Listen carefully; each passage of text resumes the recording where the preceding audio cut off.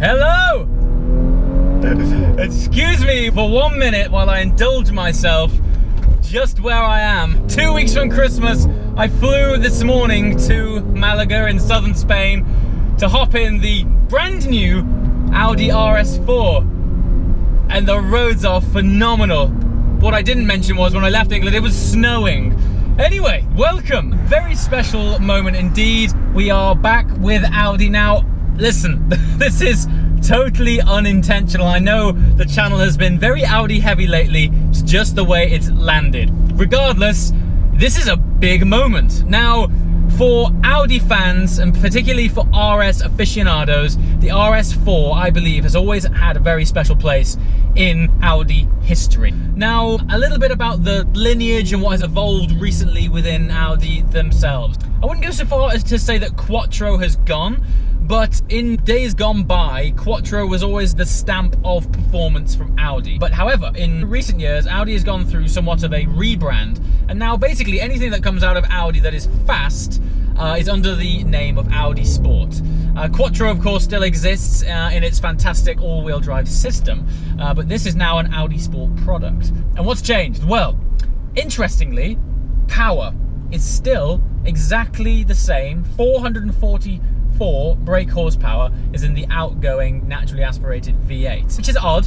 You might think that's strange, new car, you should up the performance. However, and bear with me on this, engine has actually downsized. Now we shouldn't be too surprised at that just because that's the way the world is going. And die-hard RS fans might be huffing and puffing and going, what is going on with the world? However, with the downsizing in engine capacity is the upsizing in torque, and that is where turbo tech and really where that twisting power that you get from torque is what we feel through our receptacles as a human. It's all about torque. That's what gives us that feeling of thrust when we mash our foot on the right hand pedal.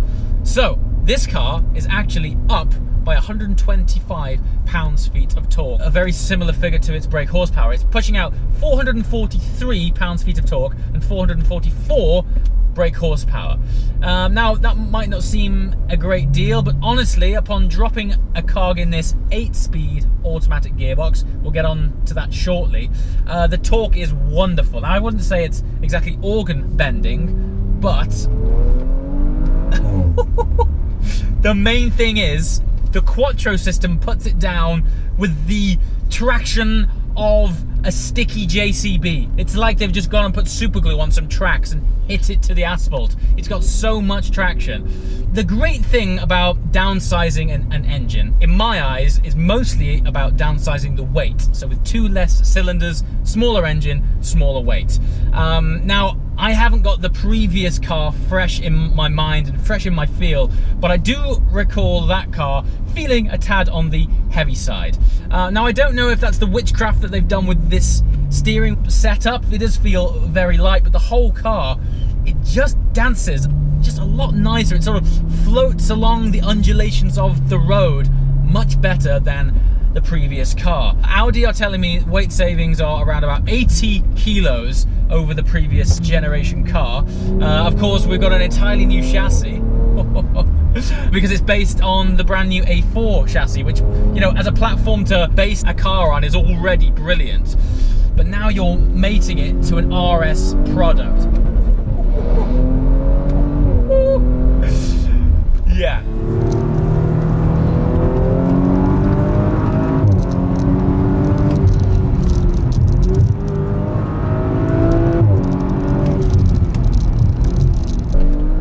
I'm happy to report that the understeer that was ever so prevalent, the torque is thick.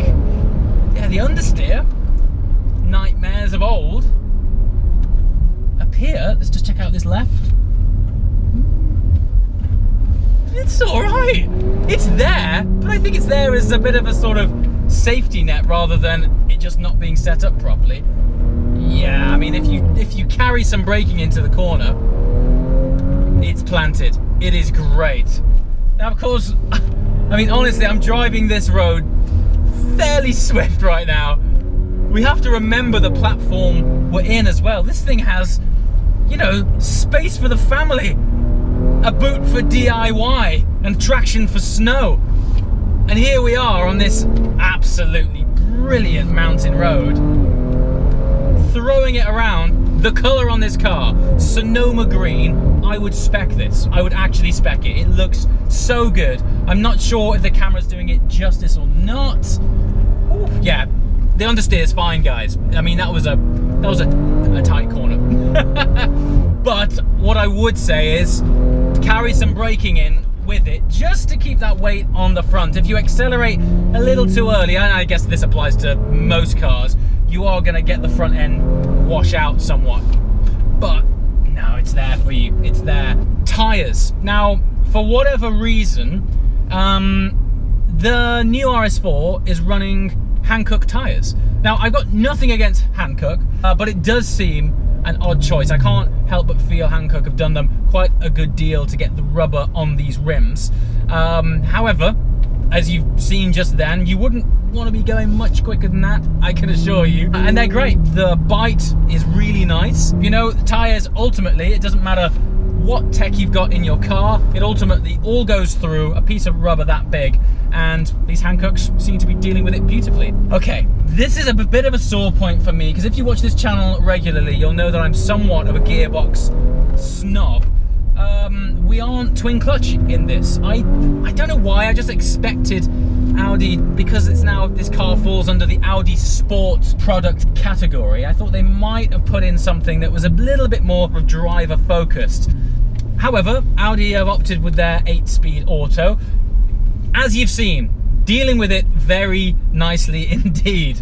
It's not my preference, but ultimately 95% of the time you're not going to find yourself lucky enough to be on roads like this. I've gone very much out of my way to hunt down these magnificent, basically like Spanish Alps, just to test out the dynamics of this car. That gearbox didn't skip a beat. I was very much on it, changed when I wanted to. It's not a razor sharp shift, but the number one thing, and this is what I care about the most, it changes down exactly when you want it to change down. Now, I haven't driven this car in auto at all, but I don't need to. I know Audi's 8-speed auto is mapped beautifully for just dailying around in automatic. I want to know what this thing is like when you put it into dynamic. Is it dynamic? Is it RS? Gearbox, yes, it does hit the spot, and importantly, okay, it ticks the box for down changing exactly when you want it to, but it doesn't quite have that super crisp slamming it home like you would do from dual clutch. But then again, this isn't an R8, it's an RS4, and miles per gallon so far are disproportionately high. Do you know, for me, as soon as you step out of the realms of a car for practical reasons, smiles is massive. You know, having a good time in it, being dynamically capable so you can thread it through, you know, roads like this that might present themselves, or if, you know, you might have a really boring drive home from work, but you have that one country road that you look forward to every morning and every evening. If that car helps you maximize the potential of any given road, you're winning, you know? And you've seen it firsthand. We just nailed that road. It was absolutely fantastic. Now, aesthetics are subjective. However, my point of view is this is the best looking RS4 yet. And I know opinions are opinions, but it's just so much more aggressive. Back at the hotel, they've got every generation of RS4 lined up. This car, the aesthetic of it just looks like they jumped 2 steps on rather than 1. I think the evolution has been pretty gradual throughout the RS4 series, but the DNA on this, I think they injected a little bit of shark into it because it is looking a lot more aggressive. I'm really thankful for that. I think if you're buying into an RS product, you definitely want it to suggest that the car is a little bit more aggressive. It's not for the pleasure of everyone else's eyeballs, it's for those moments at the end of the day or the supermarket car park where you lock the car and you walk away and you just take one last glance over your shoulder. That's when you know you're in something a little bit tasty, and I'm finding that with this car, particularly in Sonoma green. It looks fantastic, but in the sun, the metallic fleck is gorgeous. If they end up doing the next RS6 available in Sonoma green, I'm going Sonoma green and gold wheels. Don't hold me to that, but probably. Now, I know this goes without saying, but I think it would do this car a disservice if we didn't talk about the interior quality. Small touches for me, what I really like is that they've gone Audi exclusive on this particular car, and they've had matching green stitching to the Sonoma green bodywork on the outside. I've noticed, spending a lot more time recently, as you'll know, with Audi, their attention to detail is actually much higher than I think we give them credit for, particularly on their exclusive series. The things they do. I'm not sure if you've seen on the seat belts of the R8 V10 Spider, there's an option to have microphones stitched into the seat belt so that you can make a clear phone call when the roof is down. It's a really nice touch. It's something you probably wouldn't ever see if someone didn't point it out to you. But it's these little details that Audi are really starting to improve their game, and yeah, I think it's something that if you're around any posh Audis, keep an eye out for all of these little tweaks that just sort of elevate it above the standard car. So there we have it.